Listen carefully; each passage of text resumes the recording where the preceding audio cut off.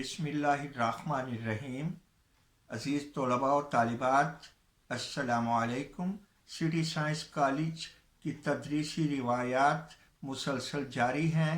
आज हम उर्दू के दूसरे लेक्चर में शामिल हैं और हमने पहले लेक्चर में अल्लामा इकबाल की नज़्म पैगाम शुरू की थी, उसके 2 अशार की तशरीह की थी।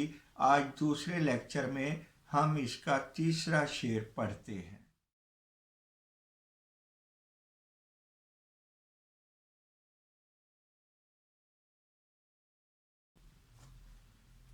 आज का शेर है, कांपता है दिल तेरा अंदेशाए तूफान से क्या, ना खुदा तू बहर तू कश्ती भी तू साहिल भी तू।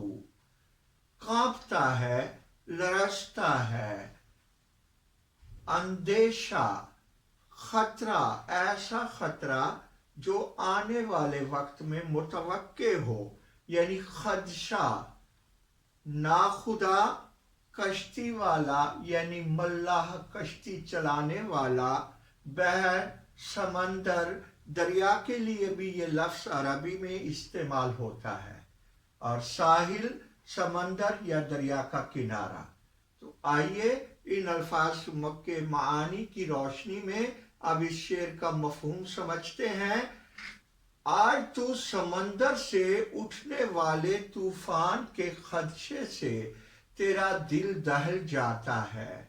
आज तो समंदर से उठने वाले तूफान के खदशे से तेरा दिल दहल जाता है। हालांकि मल्लाह भी तू है, समंदर भी तू है, कश्ती और किनारा भी तेरी ही जात है। अब इस मफहूम की रोशनी में इसकी तशरीह देखिए।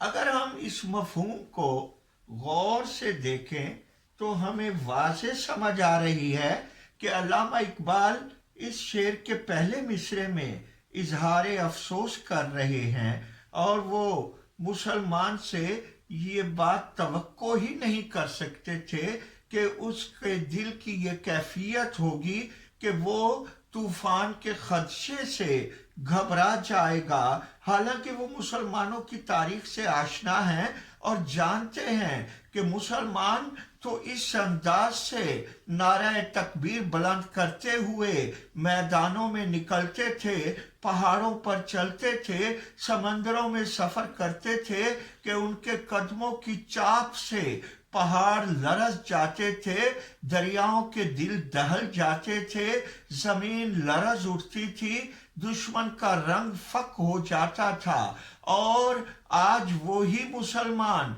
कि उसे ये खौफ है, इस खौफ के मारे उसका दिल घबरा रहा है, उसे धड़का लगा हुआ है कि कहीं तूफान ना आ जाए और तूफानों में मेरी कश्ती घिर ना जाए।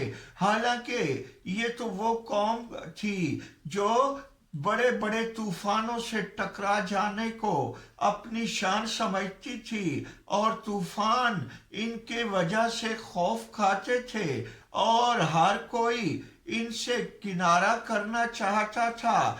कोई इनका मद्दे मुकाबिल बनने का हौसला नहीं रखता था। कैसर और कसरा की सल्तनतें इनके नाम से कांपती थीं। अफसोस ऐ मुसलमान, न तूने अपनी हकीकत को पहचाना, न अपनी असलियत को याद रखा, न तूने ये ख्याल किया कि तू किन की औलाद है, तेरे आबाओ अजदाद क्या थे, तेरे असलाफ के क्या कारनामे थे, वो किस तरह मुश्किल हालात से दो चार होते थे और किस तरह उनका मुकाबला करते थे, और फिर उनके मुकाबिल जो कुव्वतें होती थी उनका अंजाम क्या होता था, वो तो किसी को अपनी निगाह में लाते ही नहीं थे। उनकी निगाह में तो फकत हक और बंदा हक की पैरवी होती थी। इकबाल अपने एक शेर में इस बात को इस अंदाज से बयान करते हैं, कहता है जमाने से ये दरवेश जवां मर्द, کہتا ہے زمانے سے یہ درویش جہاں مرد، جاتا ہے جدھر بندہ حق تو بھی ادھر جا۔ حقیقت یہی تھی کہ مسلمان جب ان خطرات کو سامنے نہیں رکھتے تھے اور خطرات سے گھبراتے نہیں تھے، انہیں اپنی ذات پر اعتماد ہوتا تھا تو آگے بڑھتے چلے جاتے تھے، اور ان کی فطرت ہی خطرات سے نبرد آسماں ہونا ہوتی تھی۔ اور آج مسلمانوں کی گھبراہٹ دیکھ کر اسے افسوس ہو رہا ہے، اور وہ کہتے ہیں کہ اے مسلمان، ملاح تو ہی ہے، اور سمندر بھی تیری ذات کے اندر ہے، ساحل بھی تیری ذات کے اندر ہے۔ افسوس تو نے اپنے آباء و اجداد کا طریقہ کار چھوڑ دیا۔ اگر تو ان کے طریقہ کار پہ چلتا تو یقیناً ہر چیز تیرے خوف سے سمٹ جاتی، اور تو اس خوف میں نہ آتا۔